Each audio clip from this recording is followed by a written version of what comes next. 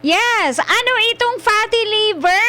Paano nagkakaroon ng mga fats ang ating atay, Dok? Yes. Okay. So, ganito yan. Ang sakit sa atay ay resulta po ito Mhm. sa ating pag-aabuso. Mm. Mhm. One, ang pag-iinom ng alak. Alcohol. Ayan. Okay? Oo. Pangalawa, Mm. ang ating walang disiplina sa bibig. Aha. Opo. Yan.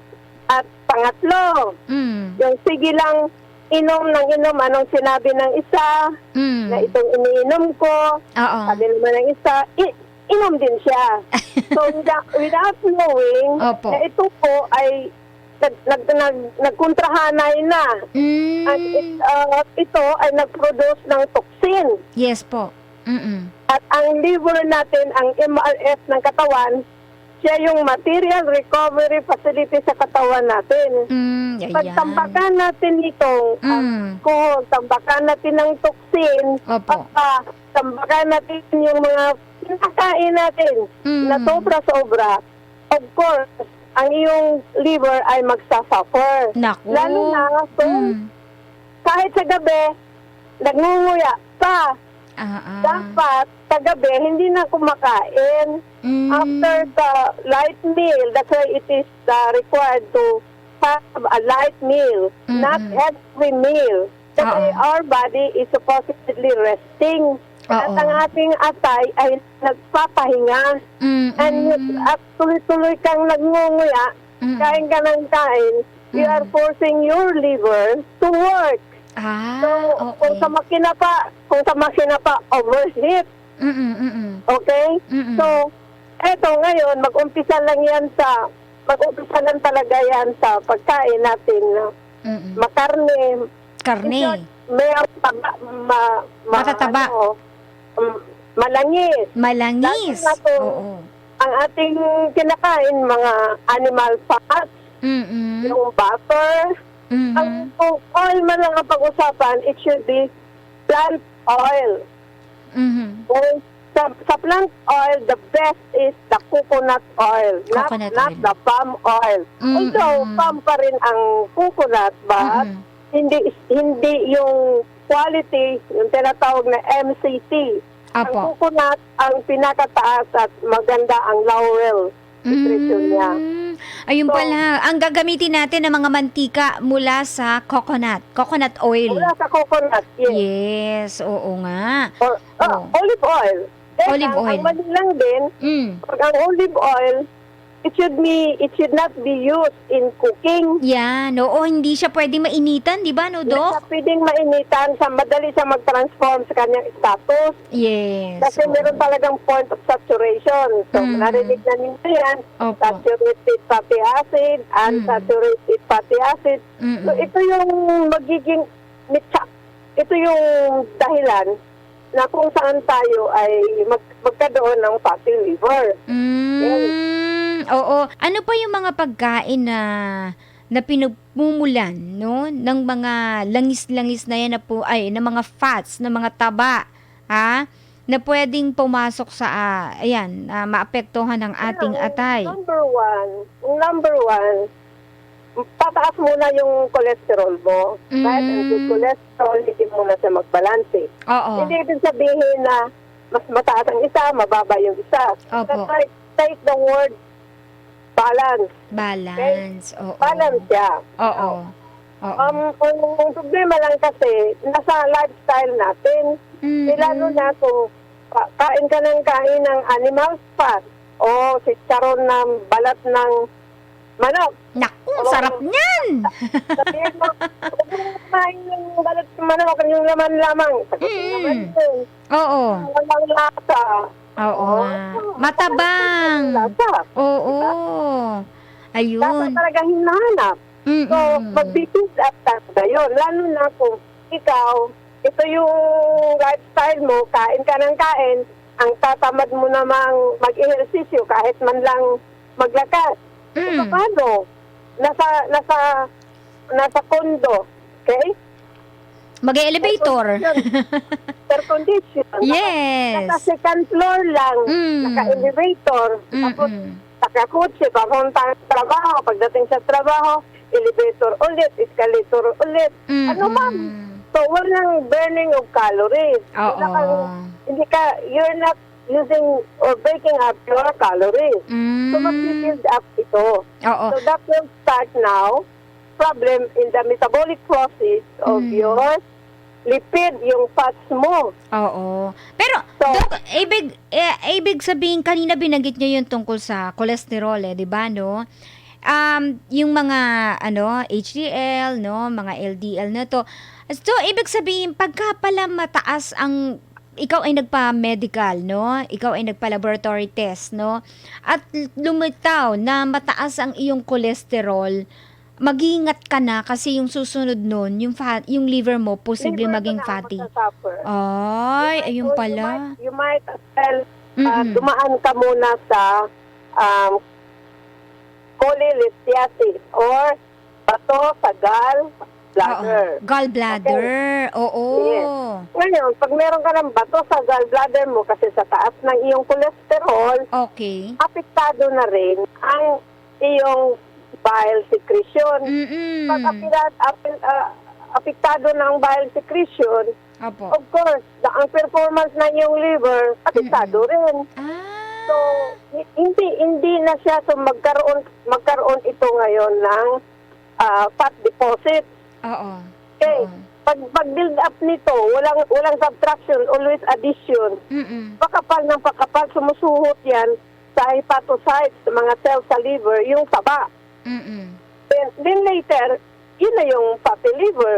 Oo. At Pero, hindi- Dok, Oo. hindi ba nakakatulong ang pag-inom natin ng mainit?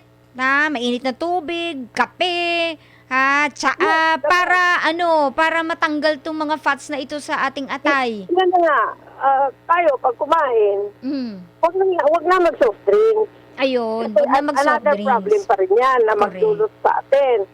At huwag uminom ng cold water. Okay. Better na mag-inom ka ng tea. Tsaa na lang. coffee. Oo. Yan. Ang coffee is best for the liver. Maganda Okay. talaga siya sa liver. Oy, teka muna. Maraming kape ngayon, Dok, ha? Maraming kape na meron pang flavor, meron pang mga, ano yun? Yung mga patong-patong dun sa ibabaw. Ano bang tawag dun? Partner Joyce? Ha? Alam na mga bagets to eh. Ha? 15 in 1, 10 in 1, you could just imagine. Oo. Paano nilagay yung 15 in 1? Isang particle ng powder? Oo nga eh. Oo. Ha? It's just a matter of misleading the public. Yan. Oo. Para sa akin, useless yun eh. Kasi ilan lang yung, ilang piraso o ilang particle na nga, maliit. Ilang particle ng bawat isang cup. Just for the heck of claiming. Tapos 15 in 1. 15 in 1, 13 in 1. Oo. Yan yung mga nasa sachet, Doc. Pero merong mga kape na mga nabibili natin over the counter na merong mga flavor at saka merong pang mga nasa ibabaw parang ice cream, parang ano yun, merong ganon. So, Ha? that defeats the good effect of coffee. Kasi nandyan na sana si coffee. Oo. So, ang dami mong mga pinagdadagdag, yung mga creamer, Yeah. lalo na kung dairy creamer, Yes. hindi maganda yun. Okay? Pero pang dagdag na dagdag mga flavor, these are all artificial. Oo. Maliban lang kung honestly, may nagamit ng mga cinnamon, okay? Nagamit sila ng... Ay, masarap yun cinnamon. Oo. These are healthy ones. So, Yeah. consumers should be smart enough to know what are you buying and what are you drinking and how often you drink. Yun. So, tama-tama rin pala, Doc, ano? Basta baglang laging ikaw ay nagkakape na, siguro makailang kape ka sa isang maghapon. Pero, Doc, yung sinasabi na pagkakain ay usual din pala na pagkakain pwede kang magkape para matunaw itong mga taba na ito sa iyong liver. I Yung see. taba mo kasi mantika yun, di ba? Opo. Mantika galing sa pagkain. Mm. Pag lunok mo yan, siyempre, medyo lusaw yun kasi mainit eh. Opo.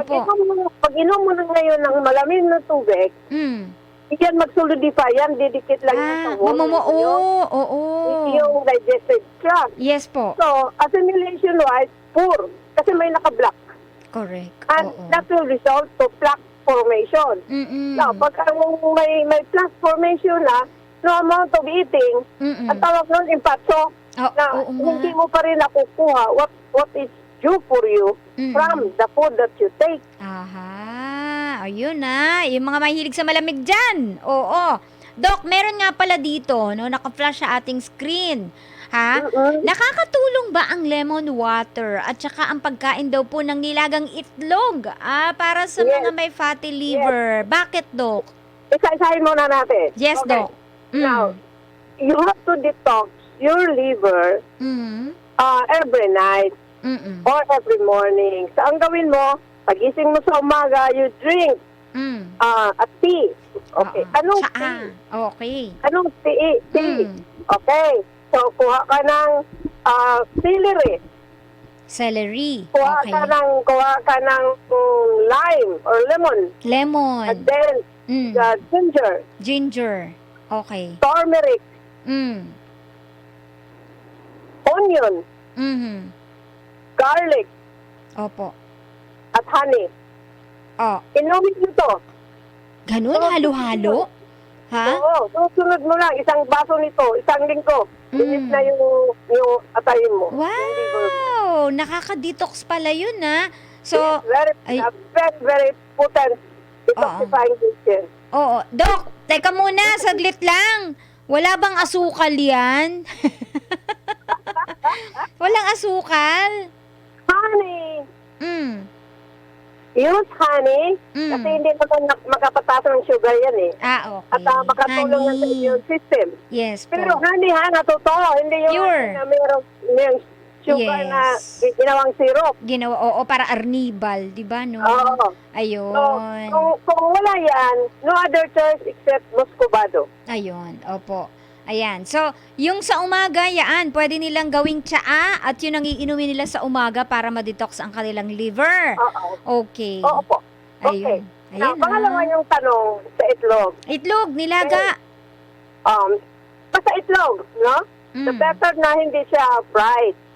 Now, what is important in in the egg as far as the liver is concerned? One is the albumin. The albumin side, it is the protein side. It is the one that will bring down high bilirubin. So yung mataas na bilirubin at makikita mo rin yan sa iyong ihi na nandidilaw na. So something is wrong. So inom ka ng malasadong itlog, the better. Okay. Malasadong itlog sa umaga para medyo hilaw-hilaw pa si albumin at tutulong yan sa pag-pick up ng excess bilirubin. Okay. Ayun, pala tama-tama Malasado, mga kapartners, yung mga nagsasaing sa umaga, sapaw nyo doon. Sapaw nyo? Oo, malasado yan. Pagka yung wag masyado pang, hindi pa, hindi lang bagong salang yung sinaing, pagka yung papainin na, ipatong nyo doon, kasabay nung, Pagpulo na, kumukulo na yan, ilagay mo si itlog, umilang ka lang, 1, 2, bilang ka lang ng 50. Hindi kayo, 1, 2, 3, 4, 5, hindi. 1, 2, 3, 4, ganon. Yes. At 50 yan, tanggalin mo na. That is equivalent to 5 minutes. Ayun, malasado. Talaga. Or poached egg. Yung poached egg. Yes, poached egg. Yan. Ngayon, ano pang meron sa itlog na importante? Importante sa ating atay, sa kalusugan ng atay. Opo. So yung yolk that contains sulfur. Sulfur. Okay. Okay? Yung sulfur, siya yung sa dismutase. Ito yung enzyme na nagiging MMDA sa atay. Tagalinis. Oo. Oo, tagalinis sa atay. Ayun pala. Ito yung dismutase is an enzyme na nagko-convert ito it is a certain time, nagko-convert sila ng mga toxin, eliminate. Ganda So, pala, no? Pwede kang kumain ng itlog, maximum of 2. Ah, At ang dalawa sa isang, sa isang araw to, Dok? Opo. Ayun, dalawang Dalawa. itlog sa isang araw, ka-partner. Aba, magkano lang ang itlog kumpara mo sa kung ano-anong iniinom mo? Di ba? Or kinakain? Oo. O, diba? Mm-mm. And then, they are talking, kumain ng itlog kasi mataas ang cholesterol. Which cholesterol? I think it's the good cholesterol, di ba? Ang It's a good cholesterol. Yes. It's a good cholesterol. Yun, Then, ha? para sa akin, ang pinaka mabisa talaga sa dating makuha mo galing sa itlog. Ayun. Yung the yolk contains the transfer factor that boosts your immune system 500 times. Oh, 'di ba? Ha? Tapos yung mga bagets ayaw kumain ng egg yolk, 'di ba, no? Ayan. Turuan po natin ang Nung mga araw bata. nung araw sa mga kanunuan, pag yan ay inuubo, may naramdaman na hindi maganda. Oo. Tipos, anong ginawa ng mga matatanda noon? Magtipla sila ng kalamansi, pahapugan sa bintana, yan pagising sa umaga, yung papugaran, kuha ng itlog, yung freshly na inano lang ng manok, sa itlog lang, Oo. shadow doon sa kalamansi. Oh, 'di ba? Pag inom ng bata yan sa umaga, pagkapon wala na dugo. Ay, 'di ba? Fresh na fresh.